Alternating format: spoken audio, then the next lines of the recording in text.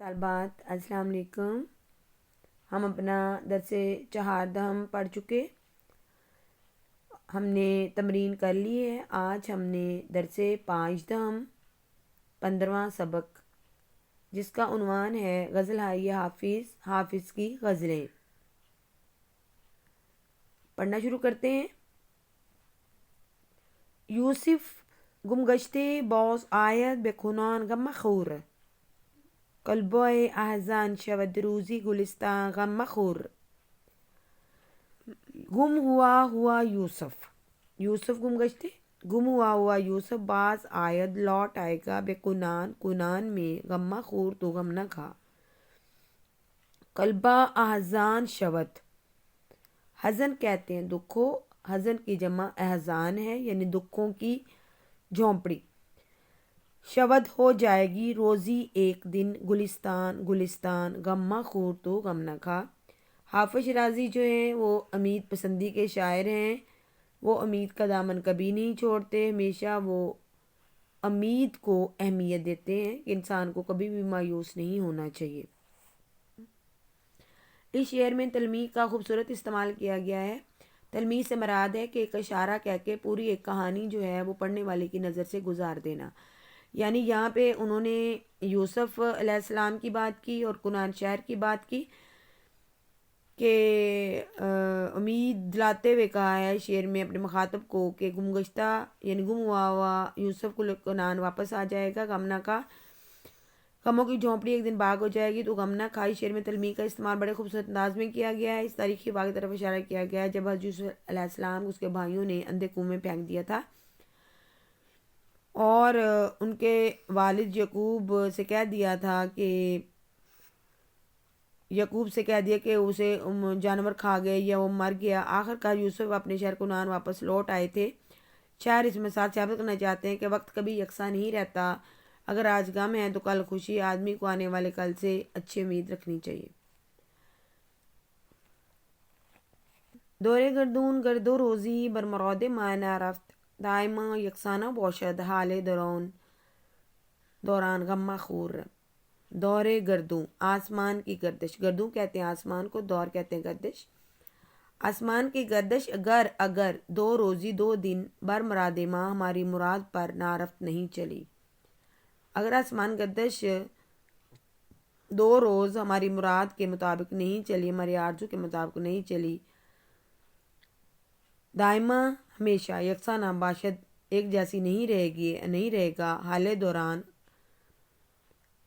زمانے کا حال، یعنی یہ گردش جو ہے وہ ایک ہی حال پر نہیں رہے گے تو غم نہ کھا۔ اس شعر میں شاعر مخاطب سے پر امید رہنے کی تلقین کرتا ہے کہ آسمان کی گردش جو ہے وہ ایک جیسی نہیں رہتی، کبھی انسان کو کبھی دکھ کا سامنا کرنا پڑتا ہے، کبھی خوشی کا، کبھی غمی کا اور کبھی سکھ کا۔ تو اس انسان کو ہر حالت میں امید کا دامن تھامے رکھنا چاہیے اور اسے کبھی بھی مایوس نامراد نہیں ہونا چاہیے، اسے نا امید نہیں ہونا چاہیے، کیونکہ زمانہ ایک جیسا نہیں رہتا۔ اگر آج دکھ ہے تو کل سکھ ہے، اگر آج خوشی ہے تو کل غمی ہوگی۔ انسان کو ہر حال میں امید کا دامن ہاتھ سے نہیں چھوڑنا چاہیے۔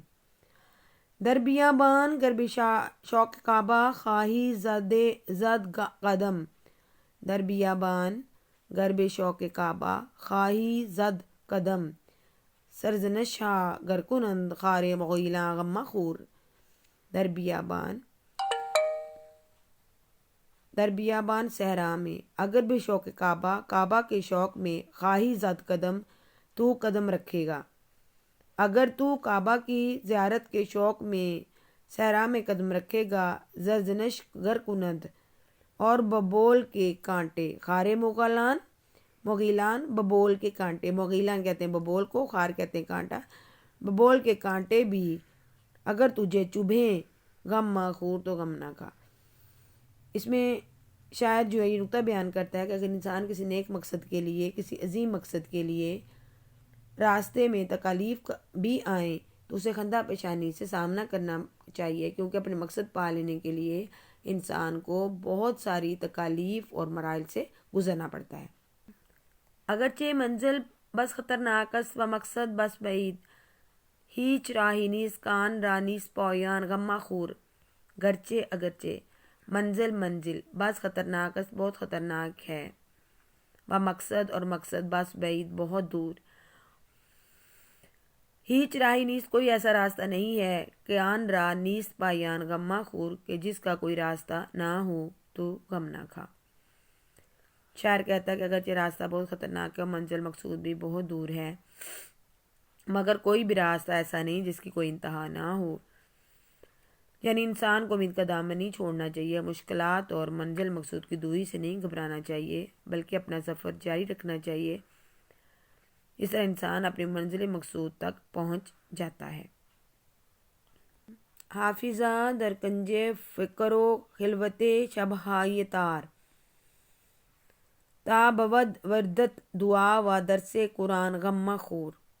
حافظہ اے حافظ، در کنج فقر فقیری یا درویشی کے گوشے میں، و خلوت اور تنہائی اور فقر کے گوشے میں، شبہ تار تاریک راتوں، اے حافظ درویشی گوشے تاریک راتوں کی خلوت میں، تا بود جب تک ہوگا، وردت دعا و درس تیرا ورد دعا اور درس قرآن، تو غم نہ کھا۔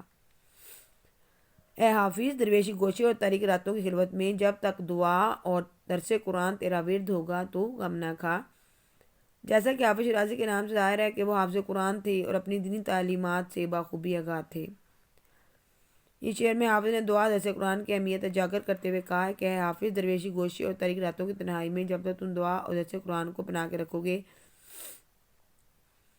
تمہیں کسی قسم کا کوئی غم نہیں کرنا چاہیے۔ یہاں تاریک راتوں کی تنہائی سے مراد انسان پر آنے والی مشکلات ہیں جن میں وہ اکیلا رہ جاتا ہے۔ ان مشکلات میں انسان اگر اپنے خدا کو نہ بھلائے اور اس سے مدد نہ مانگے تو اللہ تعالیٰ اس کی مشکلات حل کر دیتے ہیں، اس لیے خدا کو یاد کرنے والے انسان کو غم نہیں کرنا چاہیے۔ بیٹے یہ آپ کا آج کی غزل ہے، انشاءاللہ تعالیٰ باقی ہم کل پڑھیں گے۔ اللہ حافظ۔